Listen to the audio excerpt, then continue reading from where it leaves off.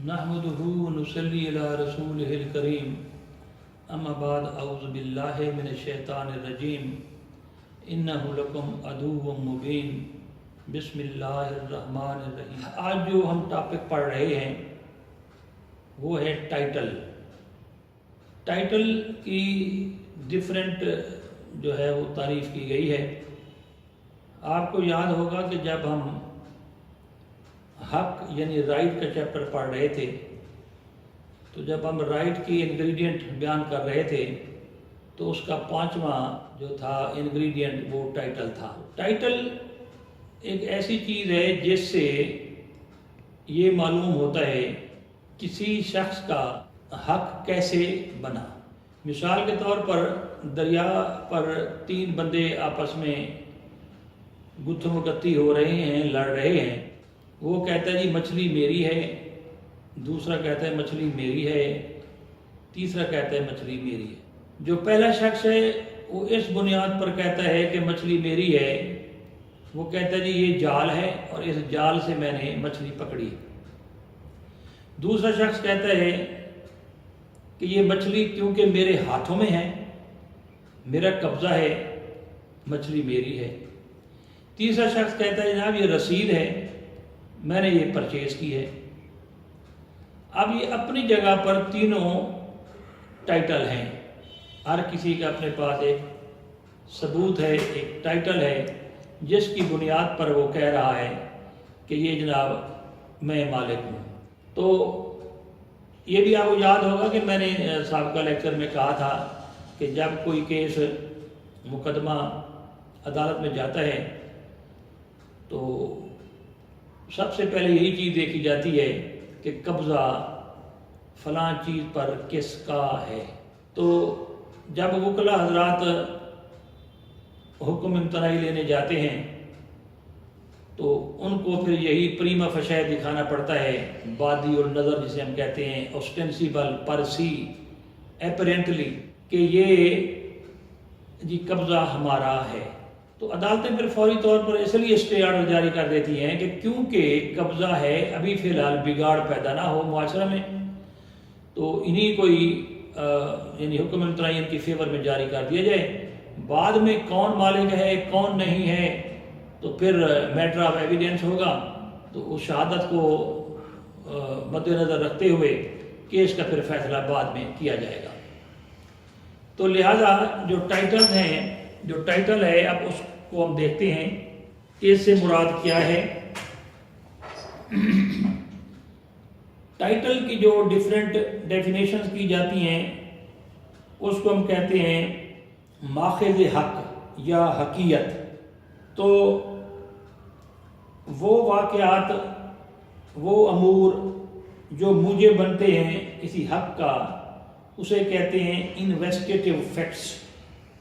انویسٹیٹیو facts, اور جو ان حقوق کو سلب کرنے کا، ختم کرنے کا اسباب بنتے ہیں ان کو کہتے ہیں ڈیویسٹیٹیو فیکٹس۔ لہذا یہ جو ٹائٹل ہے یہ ایک قانونی ماخذ رکھتا ہے۔ قدیم زمانے میں بھی اگر کوئی شخص اپنے آپ کو حقدار کہتا تھا یا کہتا تھا کہ میں مالک ہوں تو اس کی جو بنیادی وجہ ہے وہ یہی ہوتی تھی کہ یہ حقدار کیسے بنا ہے، تو پھر اس کو اپنا قبضہ دکھانا پڑتا تھا۔ اسی طرح چراگاہان اور میڈوز جو تھیں وہ بھی اسی بنیاد پر ہوتی تھیں کہ قبضہ کس کا چلا آتا ہے، اور وہ بادی النظر میں کیونکہ قبضہ اس کا ہوتا تھا تو رومن ٹرم میں اس کو مالک ہی گردانا جاتا تھا۔ اسی طرح کسی کے پاس کوئی دستاویز ہے آج کل کے ماڈرن دور میں، تو کسی گھر میں بیٹھا ہوا ہے اور اس کے پاس رجسٹر ڈیڈ ہے، یہ اس کا جو ہے وہ ٹائٹل ڈیڈ ہے کہ جناب واقعی وہ مالک ہے۔ اب جو انویسٹیٹیو فیکٹس ہیں اس سے مراد یہ ہے کہ کوئی چیز کسی حق کو وجود میں لائے۔ جو چیز کسی چیز کو حق میں وجود میں لائے اور ایسے واقعات شواہد ہے تو اسے کہتے ہیں انویسٹیٹیو فیکٹس۔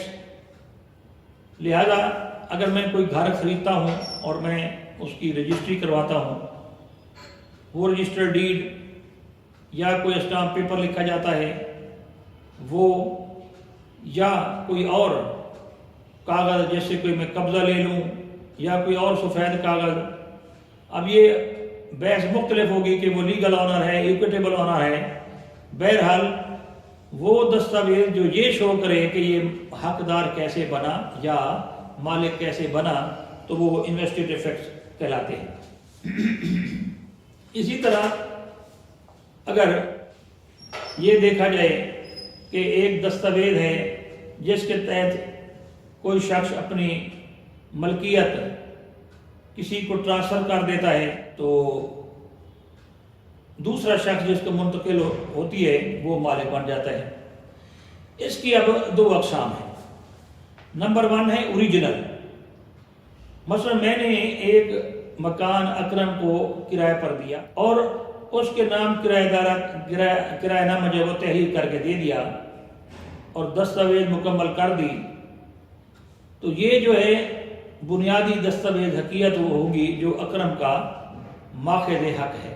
اسی طرح اگر اکرم اپنے ساتھ کسی اور کو شامل کر لے یا کسی اور کو ایگریمنٹ کے تحت وہی جائیداد کرایہ پر دے دے تو جو دوسرا شخص لینے والا ہے اسے کہا جائے گا کہ یہ ڈیریویٹو ٹائٹل اس کا کہلائے گا کیونکہ یہ اس سے حاصل کرتا ہوگا. اب ہے جی ڈائیویسٹیٹو فیکٹس کیا ہوتے ہیں. ڈائیویسٹیٹو فیکٹس جو ہوتے ہیں وہ ہوتے ہیں جو کسی چیز کو یوں سمجھیں کہ ڈسٹرائے کرنا، وہ کسی حقوق کو جنم نہیں دیتے بلکہ حقوق کو ختم کرتے ہیں. تو یہ کہلاتے ہیں. اس کی پھر آگے پھر 2 قسمیں ہیں، ایکسٹنکٹیو فیکٹس اور دوسرا ایلینیٹو فیکٹس. تو اب آپ غور کریں کہ مثال کے طور پر واجد نے ساجد سے 1000 روپے قرض لیا اور پرو نوٹ لکھوا لیا. اب اگر وہ واپس کر دے 1000 روپیہ اس کا، تو اب وہی دستاویز جو ہے وہ ایکسٹنکٹ ہو جائے گی، ساقط ہو جائے گی، ختم ہو جائے گی، اس کی ایکسٹنکشن ہو جائے گی. چاہے وہ پرو نوٹ واپس کرے یا نہ کرے، اسی وقت اس کی حیثیت جو ہے وہ ختم ہو جائے گی. اب چاہے تو وہ اس پرو نوٹ کو پھاڑ دے، چاہے اپنے پاس رکھ لے، تو اس کی کوئی ویلیو نہیں رہے گی کیونکہ جو اماؤنٹ تھی اصل جو 1000 روپیہ تھا اس کی ادائیگی ہو چکی. تو یہ جو فیکٹس ہیں یہ ایکسٹنکٹیو فیکٹس کہلاتے ہیں، جس سے یوں سمجھ لیں کہ وہ پرومیسری نوٹ جو تھا اس کی جب حیثیت ہے وہ ختم ہو جائے گی. ایک حیثیت یوں ختم ہوتی ہے، دوسری حیثیت اس طرح ختم ہوتی ہے کہ ایک پرو نوٹ لکھا گیا، پیسے لے لیے گئے، پرو نوٹ لکھ لیا گیا. اگر 3 سال کے اندر وہ قرضہ ڈیمانڈ نہیں کرتا تو وہ بارڈ بائی لا ہوگا اور عدالت کے ذریعے وہ پیسے واپس نہیں لیے جا سکیں گے، کیونکہ وہ جو پرو نوٹ ہے وہ ایسی دستاویز ہے جس کی میعاد ہی 3 سال تھی، لہذا وہ اب ٹائم بارڈ ہے، زید المیعاد ہے. عدالت میں اگر کسی نے کوئی کیس کیا تو پہلے ہی دن عدالت انہیں کہے گی کہ it is barred by law, ہم اسے سن ہی نہیں سکتے، لہذا وہ عدالت میں نہیں جا سکے گا. اسی طرح اس کی جو نیکسٹ قسم ہے وہ ہے ایلینیٹو فیکٹس. ایلینیٹو فیکٹس جو ہوتے ہیں وہ انتقال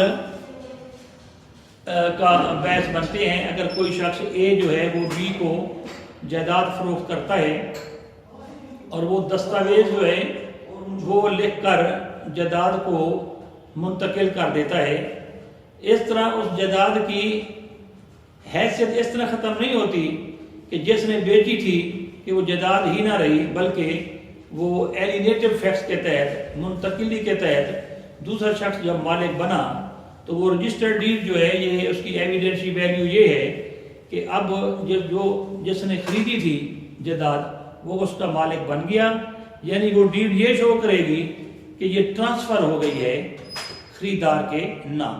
تو اس طرح بھی یہ فیکٹس جو ہیں یہ ایلیگیٹو فیکٹس کہلاتے ہیں۔ تو امید ہے کہ آپ کو یہ چھوٹا سا لیکچر پسند آیا ہوگا، اور ٹائٹل جو میں نے آپ کو پہلے پڑھایا تھا، جو حق کا 5واں جو انگریڈینٹ تھا ٹائٹل، تو اس میں جو ہے آپ مزید غور کریں، میں تھوڑا سا پھر بیان کر دیتا ہوں کہ یہ جو واقعات ہیں، یہ جو شواہد ہیں، یہ جو ایویڈنس ہے، جس سے یہ ثابت ہو کہ وہ شخص مالک کیسے بنا۔